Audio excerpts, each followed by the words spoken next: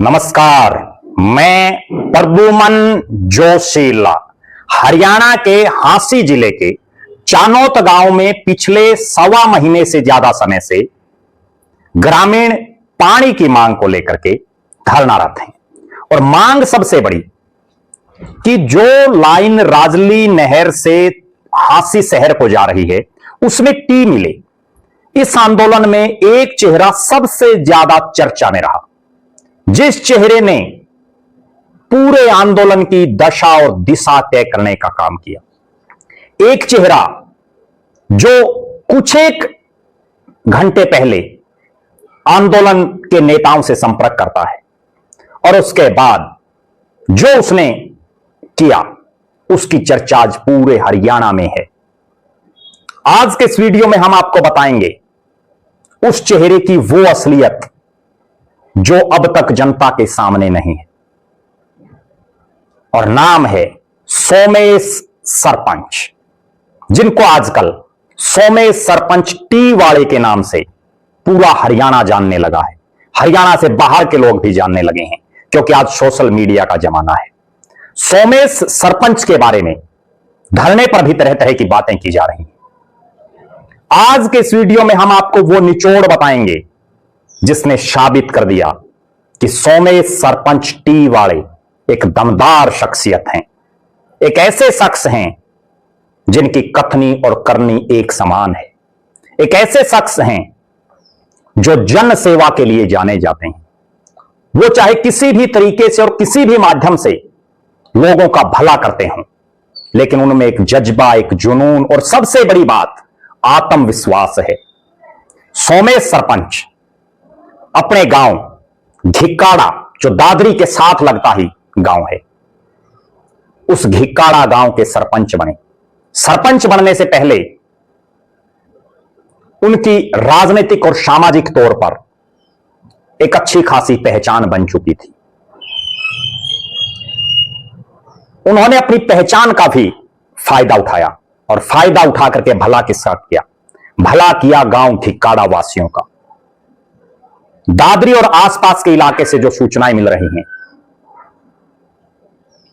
जो उस इलाके के लोग जो बातें बता रहे हैं कि सोमेश सरपंच जब अपने गांव के बने तो एक बहुत बड़ी बात तो यह रही कि वो हरियाणा सरपंच एसोसिएशन के प्रधान बने। एक छोटा सा गांव घिक्काड़ा, वहां का एक नौजवान सरपंच बहुत कम उम्र में, और उसके बाद वो पूरे हरियाणा के सरपंचों का प्रधान बने, उस एसोसिएशन का प्रधान बने। यह बड़ी गर्व और गौरव की बात है, ना केवल घिक्काड़ा गांव के लिए बल्कि दादरी और उस समय भिवानी, दादरी, तमाम इलाके के लिए। सोमेश सरपंच ने जो हमारे पास जो सूचना है, जो जानकारी इलाके के लोगों ने दी, उसके मुताबिक गांव घिक्काड़ा के पंप हाउस से गांव तक बिजली की अलग लाइन स्वीकृत करवाई। वर्षों पुरानी मांग थी जिसे कई सरकारें और कई बड़े राजनेता पूरे नहीं कर पाए, वो उन्होंने पूरा करके दिखाया अपने संपर्कों के दम पर, अपने संबंधों के दम पर। और उन्होंने दर्शाया कि नेता वही होता है जो केवल वादे नहीं करे बल्कि वर्षों से लंबित कार्यों को पूरा करके दिखाए। पूर्व सरपंच घिक्काड़ा के और सरपंच एसोसिएशन के हरियाणा के पूर्व प्रधान सोमेश सरपंच ने जो उनका कार्यकाल था, उसमें गांव के बच्चों के उज्जवल भविष्य के लिए नए 3 मंजिला विद्यालय का निर्माण करवाया, जहां प्राथमिक से लेकर के और ऊंची शिक्षा तक की व्यवस्था एक ही परिसर में उपलब्ध करवाई। 3 मंजिला सरकारी स्कूल कितने के गांव में है पूरे हरियाणा में? आप दर्शक कमेंट करें, आपके गांव में है क्या ऐसा भव्य सरकारी स्कूल? उन्होंने अवैध कब्जे हटवा करके खेल स्टेडियम बनवाया ताकि गांव के युवाओं को खेलों के लिए बेहतर सुविधाएं मिले। पर्यावरण संरक्षण के लिए पराली न जलाने वाले किसानों को हवाई यात्रा का अवसर देकर उन्हें सम्मानित किया ताकि अन्य किसान भी प्रेरित हों। किसी गांव का कोई सरपंच है ऐसा जो अपने गांव के किसानों को हवाई यात्रा करवा दे? सोचा है किसी ने? जहाज से, लोग तो बसों में यात्रा नहीं करवाते। इसके अलावा गांव की महिलाओं और ग्रामीणों को अक्षरधाम मंदिर, संसद भवन, हरिद्वार, खाटू श्याम जी, सालासर बालाजी, अग्रोहा धाम, हुसैनी वाला बॉर्डर, माता वैष्णो देवी जैसे धार्मिक एवं ऐतिहासिक स्थलों की यात्राएं करवाई। बिल्कुल स्पष्ट एक लाइन सोमेश सरपंच की कि राजनीति नहीं, विकास, वादे नहीं, परिणाम। यही कारण है घिक्काड़ा के विकास, शिक्षा, खेल, पर्यावरण, सामाजिक जागरूकता के क्षेत्र में किए गए कार्य आज उनकी कार्यशैली की पहचान माने जाते हैं। ना केवल घिक्काड़ा, दादरी और भिवानी में, बल्कि हरियाणा प्रदेश में उनके द्वारा करवाए गए कामों की चर्चा है। गांव के विकास के लिए उनकी सोच केवल उनके समय तक सीमित नहीं थी, बल्कि आने वाली पीढ़ियों के भविष्य को ध्यान में रख करके काम करने की रही। उन्होंने गांव को नई सोच, नई सुविधाएं और नई पहचान देने का काम किया। निश्चित तौर पर ये तो मैंने वो काम आपको बताए हैं जो दादरी और आसपास के इलाके के लोग बता रहे हैं। अब मैं आपको बताता हूं टी वाला मामला। एक ऐसा शख्स जिसका हास्य विधानसभा से ना कोई राजनीतिक संबंध, ना उनको चुनाव लड़ना इस इलाके से, और एक ऐसी मांग ग्रामीणों की जो ना स्थानीय विधायक विनोद भ्याना पूरा कर पाए, ना कैबिनेट मंत्री जिनके पास पब्लिक हेल्थ मंत्रालय है वो रणबीर गंगवा, ना हांसी से ग्रीवेंस कमेटी के चेयरमैन शिक्षा मंत्री महिपाल ढांडा, ना प्रशासन पूरा कर पाया। यहां तक कि अब तो सीएम साहब ने भी पल्ला झाड़ दिया कि टी नहीं मिलेगी, लेकिन उसके बावजूद उस शख्स ने वो टी गांव में पहुंचाने का काम किया। खुद ने तो उसने नहीं बनाई, ना उसने कोई फैक्ट्री लगा रखी, कहीं से तो कोई संपर्क में उसके आया सरकार का, प्रशासन का कोई शख्स, जिससे वो टी वहां उपलब्ध हुई। असली कहानी यह है कि उसने जो गांव वालों के साथ वादा किया, कमेटी के साथ जो वादा किया, या विकास शीर्षर या हर्ष छिक्कारा के साथ जो वादा किया जहां से ये मीटिंग बढ़ी, उस वादे में उसने क्या बातें रखी, वो बात कमेटी को सार्वजनिक करनी चाहिए। अगर उसने केवल इतना कहा कि वो टी लगवा देगा, तो टी तो लग गई थी। टी तो कई घंटे बाद उखाड़ी गई है। दूसरी बड़ी बात, अगर सोमेश सरपंच इतना ताकतवर है कि उसने बिना प्रशासन या सरकार को भरोसे में लिए ये टी लगा दी, तो हरियाणा सरकार कहां है?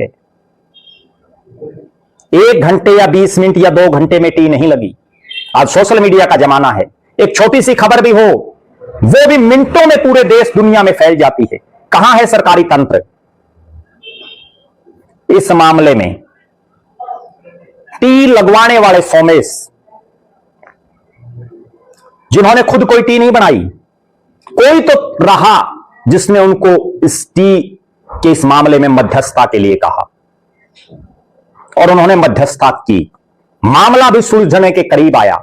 सबसे बड़ी बात, उन अनशनकारियों का अनशन उन्होंने तोड़वाया जिनमें 2 बुजुर्गों की हालात बड़ी नाजुक बताई जा रही थी। अगर वो अनशन नहीं टूटता तो हो सकता है सैनी सरकार को और ज्यादा मुसीबतों का सामना करना पड़ जाता। आज बड़े ठंडे दिमाग से यह बात सोचने की जरूरत है कि कितनी दूरदर्शी सोच रही होगी सोमेश सरपंच की, जिसने अपने कार्यकाल में गांव घिक्काड़ा में तो काम करवाए ही, घिक्काड़ा गांव का नाम हरियाणा ही नहीं देश के नक्शे पर उन्होंने लाने का काम किया।